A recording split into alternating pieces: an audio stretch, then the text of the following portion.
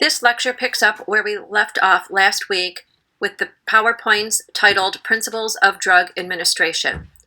There are three main routes of drug administration: the enteral route, the topical route, and the parenteral route. The enteral route is also known as the oral route. However, not all enteral medications are directly delivered through the mouth or oral route. There are some cases when a patient requires what is called a nasogastric NG tube or a gastrostomy tube, a G tube. A nasogastric tube is a tube that is threaded through the patient's nostril, down the esophagus, and the tip sits into the patient's stomach. A gastrostomy tube or G tube is a tube that is surgically placed through the abdomen wall and into the stomach. All three of these, oral, NG, and G tubes, allow us to deliver enteral medications directly into the gastrointestinal tract. The oral route is certainly the most convenient for patients to deliver while in the community. Oral preparations come in the form of tablets, capsules, or a liquid. Liquid preparations are also called elixirs, E-L-I-X-I-R-S, elixirs. Enteral tablets come in a variety of formats. There is a scored tablet which has a slightly indented line in it that allows for easy cutting of the tablet. This allows for tablets to be cut in half or quartered to get to the individualized dose that the patient needs. An enteric coated tablet is one that has a hard coating shell around it.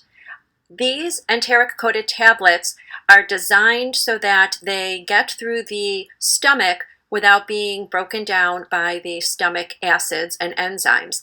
Enterically coated tablets are supposed to go through the stomach and into the small intestine, where they are broken down and absorbed into the systemic circulation.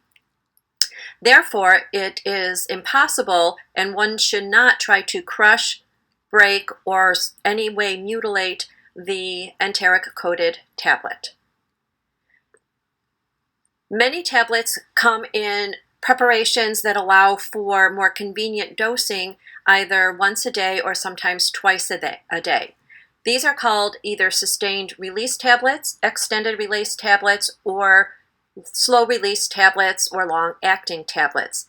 Additionally, any of these preparations that provide a small amount of drug over a period of hours should never be manipulated. They should not be crushed, they should not be cut in half, or anything that changes their format.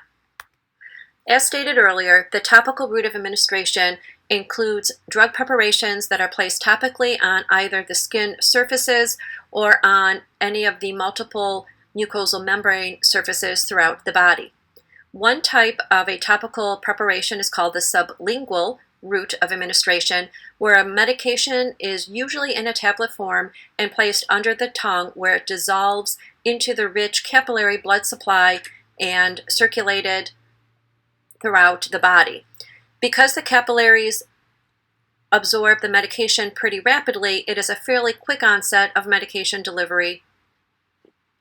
The buccal administration route is also a topical route, where a tablet or capsule is placed between the gum and cheek and allowed to dissolve and get absorbed into the capillaries behind the buccal mucosal membranes. Other sites of topical mucosal membrane application include the membranes lining the eyes, ears, nose, throat, respiratory tract, urinary tract, vagina, and rectum. The skin, additionally, any of the dermatologic preparations such as creams, lotions, gels, powders, and sprays are also considered topical application. In the lungs, when we use inhalers, for example, these medications are absorbed into the mucosal membrane lining of the lungs, and hence why they are considered topical application of medications. There is a term, transdermal, which describes a topical patch placed on the skin surface that provides a variable rate of delivery through the patch. Often these patches are placed and left in position for 12 to 24 hours and developed to provide a certain amount of drug delivery over that period of time that they are on the skin surface. Any eye drops, ear drops, or nasal sprays are also considered topical in that they are absorbed through the mucous membranes of that body system.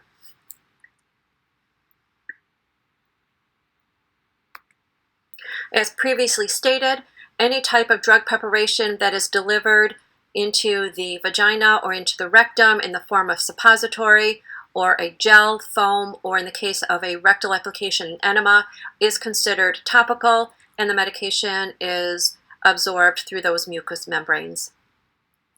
The third type of drug administration system is called parenteral, and these are drugs that are placed into or very close to the systemic intravenous circulation via a needle. Intravenous, intramuscular, subcutaneous, and intradermal routes are all considered parenteral routes of drug administration. The intradermal route, abbreviated ID, is applied using a small, short needle that is placed into the dermal layer of the skin. This route of administration can provide a small amount of drug, generally 0.1 to 0.2 milliliters of volume of drug.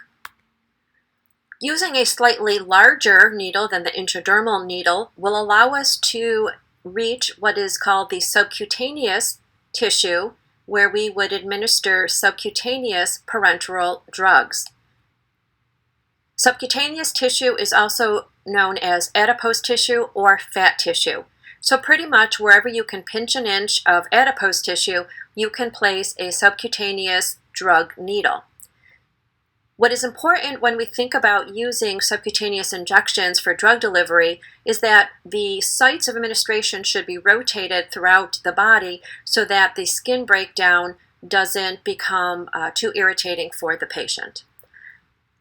Insulin injections are a type of subcutaneous administered drug, and again, the patient is encouraged to pinch an inch of adipose tissue, place the medication, and rotate the subcutaneous sites daily with drug delivery.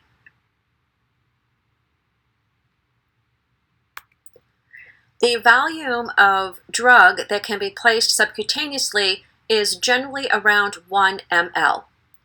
The next route of parenteral drug administration is the intramuscular route or the IM route. This route delivers via a needle drug right into a muscle. Into a muscle, approximately 2 to 3 mLs of drug solution can be administered. If the muscle is smaller, like a deltoid muscle, then sometimes only 1 milliliter of drug can be administered.